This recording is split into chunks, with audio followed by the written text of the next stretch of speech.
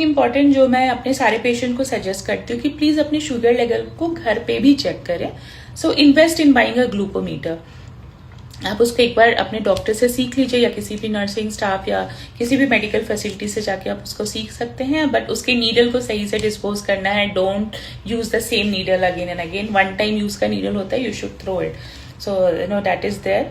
और एक नीडल से खुद को प्रिक करके फिर किसी और को प्रिक नहीं करना। I mean these are basic thing. अब होम मॉनिटरिंग, सेल्फ मॉनिटरिंग, यानी आप जब खुद से शुगर चेक करते हो तो उसके फायदे बहुत है। पहला तो ट्रीटमेंट के पूरे प्रोसेस में इससे बहुत हेल्प मिलता है। तो वी गेट टू नो कि शुगर लेवल नॉर्मलाइज हो रहा है या नहीं हो रहा है, किस टाइम शुगर हाई रह रहा है, तो क्या चेंजेस करने की जरूरत है, डाइटरी में और कितना स्ट्रिक्ट कंट्रोल करने की जरूरत है, एक्सरसाइजेस में क्या करना है। दूसरा, फर्स्ट थिंग इज कि पेशेंट खुद से आइडेंटिफाई कर सकते हैं कि आपका शुगर हाई है या लो है, या कंट्रोल हो रहा है या नहीं हो रहा है। Because most of the time high blood sugar में शायद आपको सिम्टम्स ना हो, तो अक्सर पेशेंट्स ऐसा बोलते हैं कि हमें पता ही नहीं चला, हमें तो कोई दिक्कत नहीं हो रही थी। तो ये आप बात समझ ले कि हो सकता है हाई ब्लड शुगर से आपको सिम्टम्स ना हो, तो बेटर आप चेक करें। अब चेक क्या करना है आपको, आई प्रिफर जनरली 3, और आपके जैसे डॉक्टर आपको बताते हैं वैसा करिए। एक है फास्टिंग, जब आप सुबह उठते हैं तो एक बार चेक करिए, try to check it before 9 o'clock। अब 11 बजे को फास्टिंग नहीं कंसिडर करते हैं।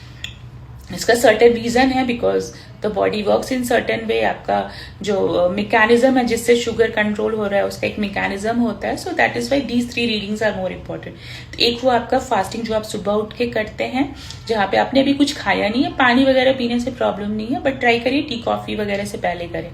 दूसरा है ब्रेकफास्ट करने के 2 घंटे के बाद, यानी कि आपने जब भी ब्रेकफास्ट किया, जब आपका ब्रेकफास्ट खत्म हो गया तो वहां से 2 घंटे या 1 घंटे के बाद आप चेक करें और उसको कहीं पे लिखें। दोनों का नॉर्मल रेंजेस अलग होगा। और एक होता है बिफोर डिनर, रात का डिनर करने से पहले। तो ये 3 रीडिंग्स यूजुअली जब बहुत हाई शुगर होता है, देन आई एडवाइज कि आप हर दिन चेक करिए, so that we can closely monitor. Specially pregnancy वगैरह में ऐसा करना पड़ता है, या किसी को इन्फेक्शंस है या कुछ ऐसा कंडीशन है जहाँ पे रेगुलर डेली करना पड़े। Otherwise most of the cases में ऐसे कि वीकली 2 बार चेक कर लीजिए, या वीकली वंस एटलीस्ट चेक करिए, या 15 दिन में एक बार चेक करिए। बट हाँ, मंथली वंस तो करना ही चाहिए।